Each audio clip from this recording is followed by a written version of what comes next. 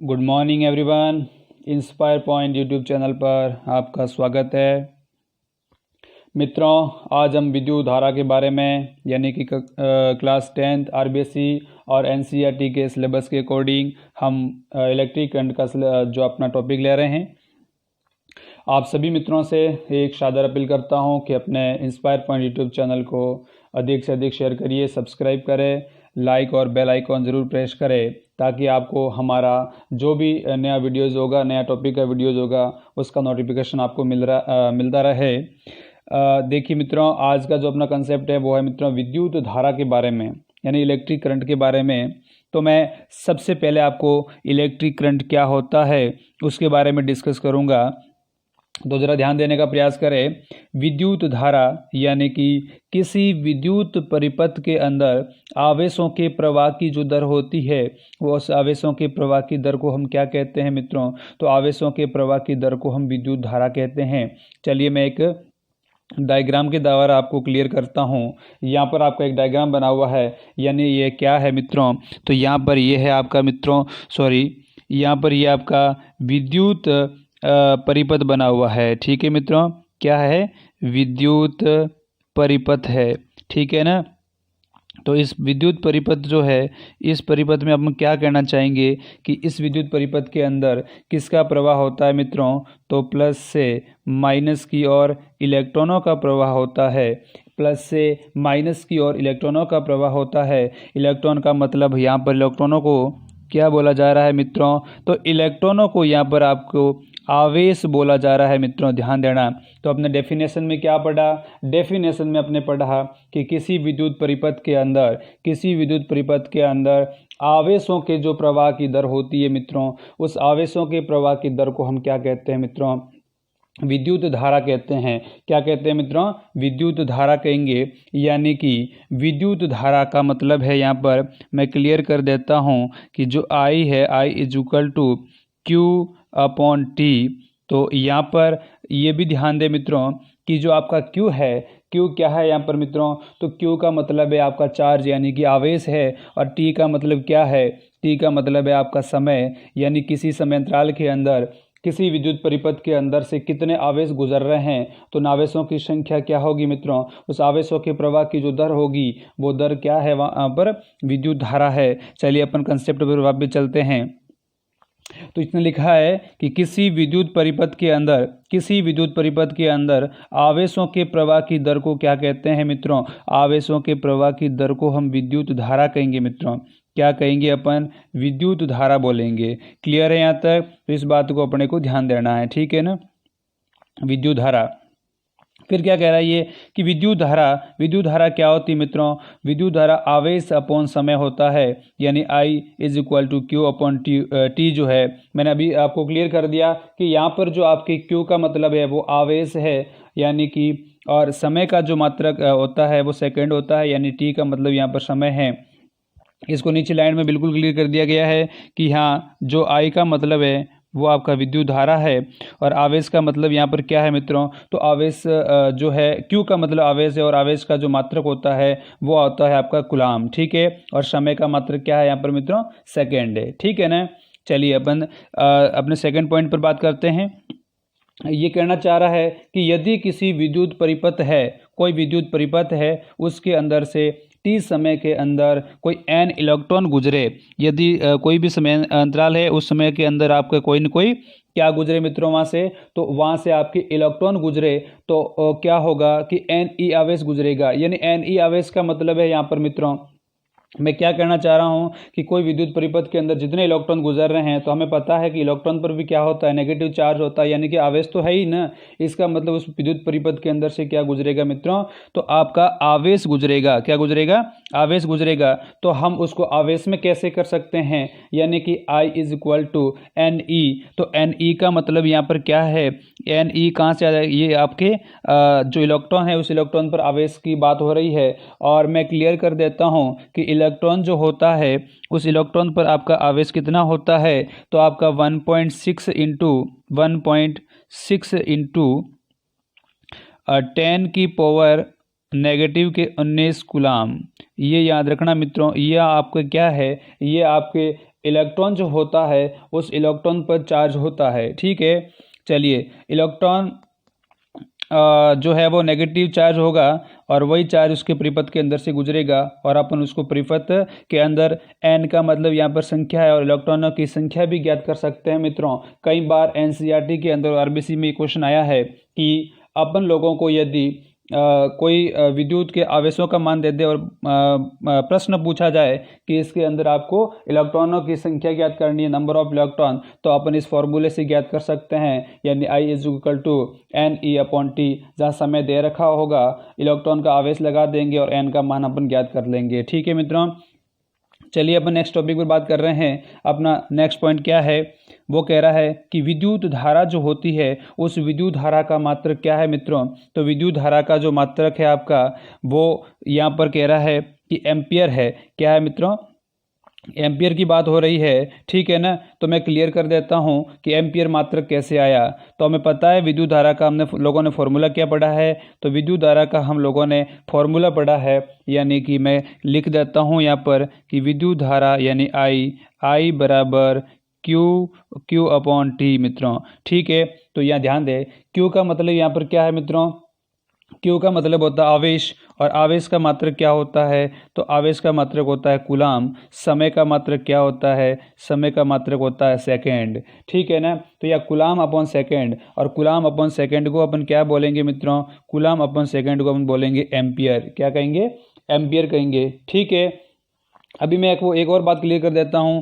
यदि किसी समय के अंदर आपका कोई विद्युत परिपथ था, उस परिपथ के अंदर से यदि कितने सेकंड में मित्रों, तो केवल आपका 1 सेकंड के अंदर यदि 1 कूलाम आवेश गुजरे। फिर से सुनिएगा, यदि किसी विद्युत परिपथ के अंदर से 1 सेकंड के अंदर यदि 1 कूलाम आवेश गुजर रहा है, देन ऐसी स्थिति में क्या होगा मित्रों, मैं क्लियर करता हूँ। देखो I= यानी आवेश का मान भी अपने कितना रखा है, 1 रखा है और आपका समय भी कितना 1 है, तो आपका 1 क्या आएगा, तो 1 आपका एम्पियर आएगा, यानी वो 1 एम्पियर की धारा उसके अंदर से अपने को गुजर रही है। यहाँ तक आपको क्लियर हो गया, समझ में आ गया है। चलिए अपन नेक्स्ट वापस अपने बिंदु पर बात कर रहे हैं। नेक्स्ट बिंदु है मित्रों अपना कि विद्युत धारा जो होती है उस विद्युत धारा को मापने का जो यंत्र होता है उस यंत्र को अपन अमीटर बोलते हैं या एमीटर कहा जाता है। मैं इस पर भी आपको डिस्कस कर रहा हूँ, जरा आगे नेक्स्ट पॉइंट पर चलिएगा। नेक्स्ट पॉइंट की बात करेंगे अपन, चलिए इसी के अंदर बात कर लेते हैं। ठीक है ना, तो देखिएगा, हाँ अभी मैं ये आपने लिख दिया होगा शायद, मैं इसको क्लियर कर रहा हूँ, जरा ध्यान देने का प्रयास करें।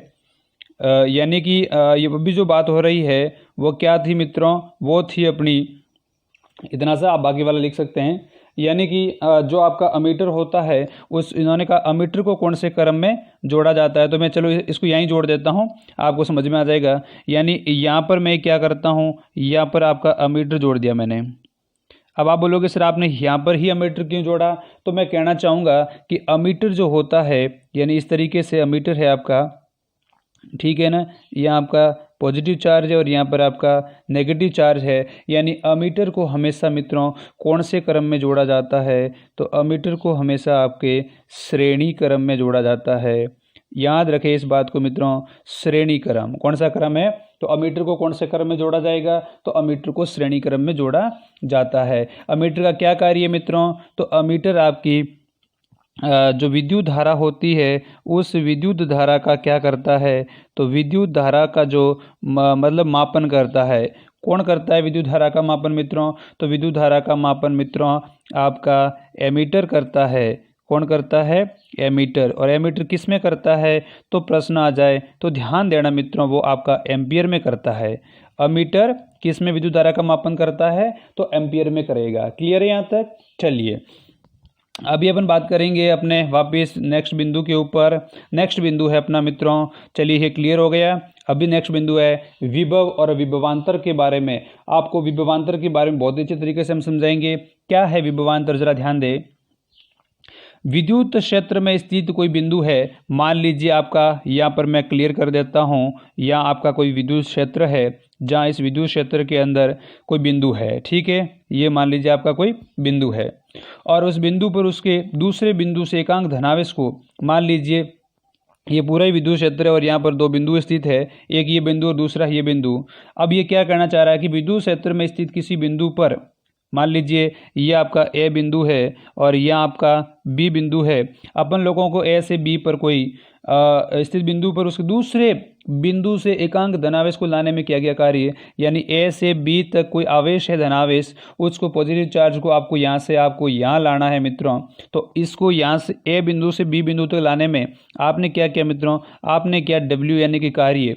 क्या किया मित्रों, तो कार्य क्या, तो किसी भी विद्युत क्षेत्र के अंदर किसी एकांक धनावेश को किसी एक बिंदु से दूसरे बिंदु तक लाने में किया गया जो कार्य होता है मित्रों, वो कार्य ही क्या माना जाता है मित्रों, कार्य ही आपका विद्युत विभव होता है। ठीक है, अब मैं आपको क्लियर कर देता हूं। यहाँ पर आपको नीचे लाइन लिखी है विभवांतर की, क्या लिखी है मित्रों, विभवांतर की, जरा ध्यान दे। यानी कि जब कोई बिंदु यहाँ पर होगा तो उसका विभवांतर V1 होगा और कोई बिंदु यहाँ होगा तो उसका क्या होगा, V2 होगा। ठीक है ना, तो इस बात को आपको ध्यान देना है। तो यहाँ भी बिंदु ए पर और बिंदु बी पर जो विभवांतर में अंतर होगा, उस विभवांतर के अंदर जो अंतर होता है वो अंतर कितना होता है, तो वो अंतर जो आपका होता है यानी V1 माइनस जो V2 था उसके बराबर ही होगा। यानी जो दो बिंदुओं पर विभवांतर में अंतर था वो अंतर ही यहाँ पर आपका कार्य होता है। इसीलिए अपन कार्य को यहाँ पर ही विभवांतर बोला जा सकता है। यानी कि विभवांतर का मतलब कार्य अपॉन आवेश, क्योंकि आपने आवेशों को ले जाने में कार्य किया है ये। ठीक है ना, यानी ए बिंदु से बी बिंदु पर आपने क्या ले गए, तो अपन लोग पॉजिटिव चार्ज को ले गए हैं। तो आपका विभवांतर बराबर W/Q, W का मतलब कार्य और Q का मतलब क्या हो जाएगा मित्रों, चार्ज है। ठीक है, चलिए अब नेक्स्ट टॉपिक पर बात करते हैं। अपना नेक्स्ट बिंदु है कि विभवांतर का मात्रक क्या होता है। तो विभवांतर का मात्रक मैं क्लियर कर देता हूं कि विभवांतर का मतलब होता है कार्य अपॉन आवेश, और कार्य का मात्रक क्या होता है मित्रों, तो कार्य का मात्रक आपका होता है जूल। क्या होता है, जूल होता है। और आवेश का मात्रक क्या होता है, कूलाम होता है। तो जूल अपन जो कूलाम होता है वहाँ आपका क्या हो जाएगा, माना जाएगा, वो माना जाएगा मित्रों आपका वोल्ट। क्या माना जाएगा, वोल्ट। ध्यान दे मित्रों, अधिकतर बच्चे क्या करते हैं, वोल्ट और वोट को नहीं समझ पाते हैं। तो यहाँ वोट अलग है जो विद्युत शक्ति का मात्रक होता है, और यहाँ वोल्ट जो है वो आपके विभवांतर का मात्रक है। कई बार बच्चे इसमें कन्फ्यूज हो जाते हैं, इस बात को जरा ध्यान देने का प्रयास करें। वोट नहीं है मित्रों, वोट के बारे में जब आपको मैं विद्युत शक्ति के बारे में पढ़ाऊंगा उस वक्त आपको वोट के बारे में भी आपको अच्छी तरीके से एक्सप्लेन करूंगा। ठीक है, अभी आपको दूसरी बात आ रही है कि जो विभवांतर होता है उसको किसके अंदर मापते हैं या किसके द्वारा मापा जाता है। तो ध्यान दें मित्रों, जो आपका विभवांतर है उस विभवांतर को आपके वोल्ट मीटर के द्वारा मापा जाता है। यानी इस प्रकार की आपकी घड़ी होती है, जिस घड़ी के द्वारा किसको मापा जाता है मित्रों, तो उसके द्वारा आपको यानी कि विभवांतर को मापा जाता है। ठीक है, अब मैं क्लियर कर देता हूं कि वोल्ट मीटर जो होता है उस वोल्ट मीटर को कौन से क्रम में जोड़ा जाता है। तो कौन सा क्रम है मित्रों, तो क्रम है मित्रों आपका समांतर क्रम। कौन सा क्रम है मित्रों, समांतर क्रम है। यानी कि जैसे कि यहाँ पर आपका डायग्राम बना हुआ है, मैं क्लियर कर देता हूँ कि यहाँ जो आपने अमीटर को जोड़ा है उस अमीटर को तो श्रेणी क्रम में जोड़ा है, लेकिन समानांतर जो क्रम होगा समांतर क्रम, तो समांतर क्रम पे जरा ध्यान देने का प्रयास करें। मैं आपको समांतर क्रम बता रहा हूँ। एक मिनट मित्रों, ये आप क्लियर करने दो। चलिए अभी आपको मैं समांतर और श्रेणी के बारे में बहुत अच्छी तरीके से बोल रहा हूँ। ठीक है, जैसे यहाँ पर कोई विद्युत परिपथ आ रहा है ऐसा, और यहाँ पर बीच में आपने क्या जोड़ दिया, अमीटर जोड़ दिया है, और यहाँ ऐसा विद्युत परिपथ चल रहा है अपना। ठीक है, तो ये तो आपका कौन सा क्रम हो गया, तो ये तो मित्रों आपका क्रम हो गया है श्रेणी। कौन सा हो गया है, श्रेणी। लेकिन विद्युत परिपथ जैसे कोई यहाँ पर आपका प्रतिरोध लगा हुआ है और आप लोगों ने क्या किया, इसके बीच में क्या जोड़ दिया है, बीच में जोड़ दिया आपने यानी कि वोल्ट मीटर। क्या जोड़ दिया है, ऐसा इस तरीके से जोड़ा। इसे जो आपका R1 है, R1 का मतलब यहाँ प्रतिरोध है, उसके आपने इस तरीके से जोड़ा है। तो इसका मतलब ये क्या हुआ, यहाँ पर आपका इसके समांतर यानी पैरेलल जुड़ा हुआ है। इसका मतलब सीधी सी बात है कि आपका क्रम कौन सा है मित्रों, समांतर क्रम है। ठीक है, अभी ये जो बात थी वो अपना वोल्ट मीटर को समांतर क्रम में कैसे जोड़ा जाता है और वोल्ट मीटर को श्रेणी क्रम में कैसे जोड़ा जाता है, तो इस बात को अपने यहाँ तक क्लियर हो गई। ठीक है मित्रों, तो अपन ने आज विद्युत धारा के बारे में और विभवांतर के बारे में विद्युत धारा का मात्रक क्या होता है, विद्युत धारा को किस में नापी जाती है, जो अपन उसका जो मापन करेंगे वो मापन किस में करते हैं, उसके बारे में अपने ये सारी चीज़ें अपने बहुत अच्छी तरीके से पढ़ी। आज मैं आपका जो ये वीडियो है वो बहुत ही संक्षिप्त में बनाया है, क्योंकि जब आप लोग इस वीडियोज़ को, यदि आपका जो अभी मैंने ये सेटअप किया है, यदि आपको बहुत ही अच्छा लग रहा है तो आप सभी मित्रों को साथ में शेयर करिएगा और आप कमेंट बॉक्स में लिखिएगा कि अभी जो ये आपका सिस्टम है पढ़ाने का, यानी सॉफ्टवेयर जो आपके लिखे हुए हैं, यानी कि ग्रीन बोर्ड का सिस्टम बनाया है, क्या आप सबको ये पसंद है। यदि पसंद है तो आप कमेंट बॉक्स के अंदर अपने विचार, अपने थॉट्स ज़रूर लिख के भेजिएगा। या मित्रों और भी आपको कोई इम्प्रूव करना चाहते हो कि सर इसमें ये चीज़ का इम्प्रूव करिएगा, तो उस चीज़ का भी इम्प्रूव किया जाएगा मित्रों, ठीक है ना। तो आपको अंतिम रूप से वापस से मैं यही अपील करूंगा कि आप अपने इंस्पायर पॉइंट चैनल को सब्सक्राइब करिएगा और अपने दोस्तों के साथ अधिक से अधिक शेयर करिएगा। धन्यवाद।